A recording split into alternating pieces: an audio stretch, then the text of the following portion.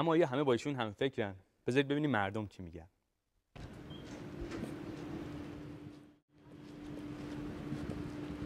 خسته نباشید. تا این مصاحبه خیلی کوتاه، یه دقیقه ازتون میگم. نه قربات. خیلی کوتاه. خیلی من.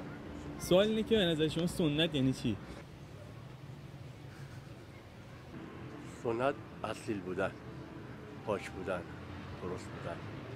نه خیلی ببخشید. باش. معذرت. هر چیزی که قدیمیه. جان؟ سنت والا من نمیدونم.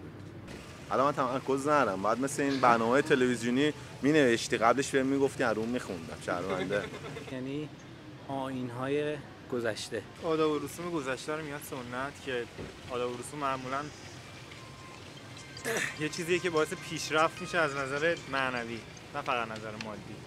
سنت یعنی خوبی، یعنی محبت، انسانیت. اینه دیگه، چیز دیگه نیست که. فکر می‌کنید تو ایران ما داریم سنتی زندگی می‌کنیم؟ والا خب هر کسی یه ایده داره. به نظر من بعضیا بله، من سنتی داره زندگی میکنم. اگه از من بپرسی من سنتی زندگی میکنم. یعنی اصلا آدم مدرنی نیستی شما؟ چرا نیستم؟ هستم. چرا نیستم؟ نه سنتی نه مدرن. سعی میکنیم مدرن بشیم. خیلی ایرانی‌ها به مدرن اهمیت میدن. مدرنیته جزو اصلا شاید سنتاشونه. یه چیزی بین این دو تا دیگه. یعنی یه آجیلی شده از سنتی و یعنی ببخشید اگه بخوایم بیرو درباسی بگیم شده ترشی لیته، شده هفته بیجار. یعنی واقعا میگم هیچ چیزی انگاری که سر جاش نیست. من خودم یه قربانی ام. قربانی چی هست؟ قربانی همین که سردرگم بین سنتی زندگی کردن و یا یه چیزی غیر سنتی زندگی کردن که اصلا هیچ تعریف دیگه ما تو جامعه نداریم ازش. بنده چیزای سنتی بهتره، چیزای مدرن بهتره. مثلا تقریبا چیزای مدرن بهترتر از سنت. آره. بعد از سنت رو می‌بینی دیگه مشخصه، قشنگ تو خیابونامون، تو لباس پوشیدنامون، تو موزیک گوش کردنمون، تو فیلم نگاه کردنمون، دانشگاه رفتنمون، تو همه اینا پیداست. من شرمندم نشستم شما. خواهش می‌کنم. استادین ببخشید. خب یعنی کار سنتی بود این حرفی که شما زدید. فکر می‌کنید جوونا اینا براشون اصلا مهمه؟ احترام و اینجوری مثلا نسبت به هم. خب کم رنگ‌تر شده. خب این چیز خوبی است بدیه. خب آزار میده، مسنا رو آزار میده، چون مسنا دوست دارن که جوونا بهشون تا حداقل احترام بذارن. میگیم که حتی ازدواج سنتی نکنیم. یعنی مثلا مامانمون نره برامون خواستگاری که ازدواج بکنیم. ولی وقتی این کارو نمی‌کنیم، یعنی حرکت سنتی رو انجام نمیدیم، از فرار از این سنت چه راههایی جلومون هست؟ فکر می‌کنم ما داریم ایرانی زندگی می‌کنیم، داریم غربی زندگی می‌کنیم، داریم اسلامی زندگی می‌کنیم.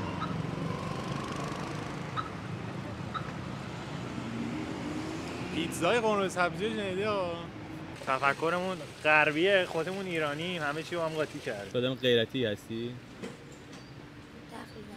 غیرتی بودن چیز خوبیه، چیز بدیه؟ چیز خیلی خوبه. چرا؟ به خاطر اینکه مثلا اگه غیرتی کسی باشه خب نمیذاره غرورش زیر پا بره، ولی اگه کسی بی غیرت و نمیدونم نباشه بده. خب آدم به نظر آدمای سنتی با غیرت ترن یا آدمای مدرن با غیرت ترن؟ آدمای سنتی با غیرت ترن. چرا؟ اونا به خاطر اینکه آدمای مثلا انسانای امروزه زیاد غیرتی بودن شرط اول نمیدونن. ولی تو گفتی دوست داری مدرن تر باشی. خب دیگه. اگه مدرن تر باشی دیگه نمیتونی به اندازه غیرتی باشی. خب غیرتی هم گفتم بعضی از آدما غیرتی ان تو مدرن، بعضی هم غیرتی نیستن. خب من دوست دارم از اینایی که غیرتی هم باشن. تو دوست داری مدرن غیرتی باشی؟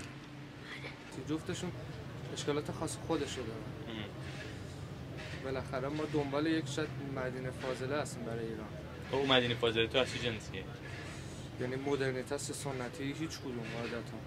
چجوری؟ تلفیق از این دوتا میتونه باشه. بالاخره باید بهترین چیزهاشو گرفت و ضعفاشو حذف.